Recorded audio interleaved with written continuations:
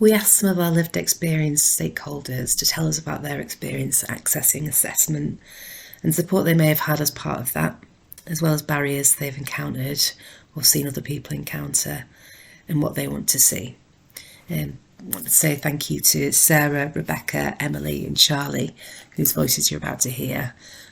These voices are reflective of a lot of the stakeholders that we've worked with, and it's just a snippet of what's kind of going on for people on the ground at the minute, but hopefully it sets the scene for some of the work that we're going to do today. I have been on antidepressants for years. I have had therapy, and yes, they helped, but understanding I had ADHD was like someone flicked a switch in my brain.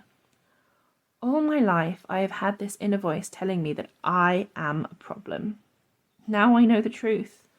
I'm not a problem. I just have ADHD. When we first moved here, the first thing that impressed me that there's an ASD team, and the ASD team can go into school and do things like teach a child about what autism is and also what friendship is and things like that. So that was good. When my youngest was diagnosed, they'd gone on to dual diagnosis, thankfully, and they had a very good idea of female presentation. I think she'd been assessed a few years before she wouldn't have been picked up at that stage. So that was good. What wasn't so good, the 1.5 year wait for medication. It took so long. My eldest no longer wanted it by the time it got to being offered her. The other negative is no Tourette's pathway, which can often sit alongside autism and ADHD. Back to the positives though. North Point, both my children have access mental health support there. They both had different practitioners, both have been very good with them, treat them as individuals, were willing to listen to me when I had suggestions of what might work better for them. Although I think there's still a long way to learn about supporting people who are neurodivergent and who have mental health challenges, because the usual approaches don't often work. In my experience, someone who's neurodivergent will go from 0 to 10 within minutes, and sometimes seconds, rather than days or weeks.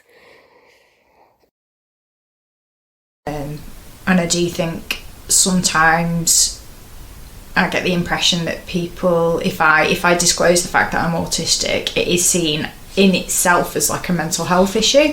Yeah. And that therefore I'm not capable of rational thought, perhaps, or making a sound judgment about something. Definitely. I think from my experience, definitely, with linking to that, is as soon as you go to like a medical professional and you mention that you're autistic or ADHD or in any way neurodivergent, their first response is to send you to a mental health team, and you're like, but they don't have a clue. Like, this is not the right person, and then they discharge you after one appointment back to the GP saying, well, recently for me, you need a sensory processing assessment. Nobody knows who does them.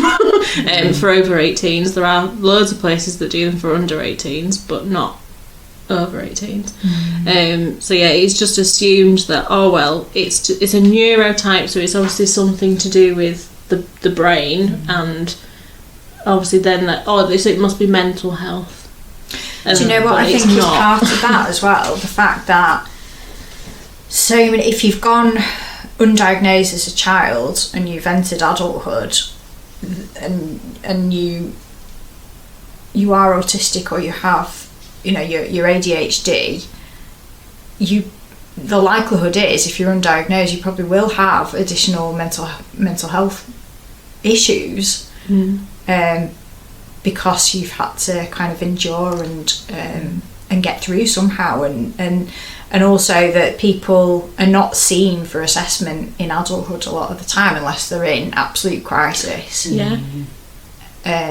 It's not, doctors aren't seeing healthy, happy, undiagnosed autistic people and giving them an assessment and diagnosing them, are they? It's only when it hits a really dangerous point, I think, for a lot of people, where they are really in need of some sort of therapy or medication, or they've got problems, financial issues, or problems with employment, or they're having a lot of other issues in their lives. Then it's flagged up, but it's not until it gets to that point that people will be taken seriously. Yeah, definitely. You've got to be struggling to warrant a diagnosis. Seems to be that's not my point of view. That's just like the way it seems to be, that you have to be deemed as struggling to warrant a diagnosis. And this is where it comes to waiting well, and how we can better support people whilst they wait for a diagnosis, but also after diagnosis too. People need to understand how their neurodiversity affects them, but also those professionals, our doctors, our teachers, they need to understand the impact it has on a person. I am lucky that I had just enough savings to get a private assessment, but I'm really struggling to get my GP to take this seriously, to look at shared care, to get me help from the NHS. It's a 3.5-year waiting list, and this is massively affecting my mental health, because it feels like the people who are supposed to care about me don't, that my mental health is not important, that losing years of my life to burnout is acceptable. Well, it isn't. So while people are waiting, and also afterwards, we need to help people to understand what it means they struggle with, and to show them strategies of how to manage it. We need people to go, okay, I have autism. I struggle with social situations. I think it's because I can't read expressions and body language. Here's a tool to practice that. Or, okay, I have ADHD. I struggle with being on time. Here are some strategies for that.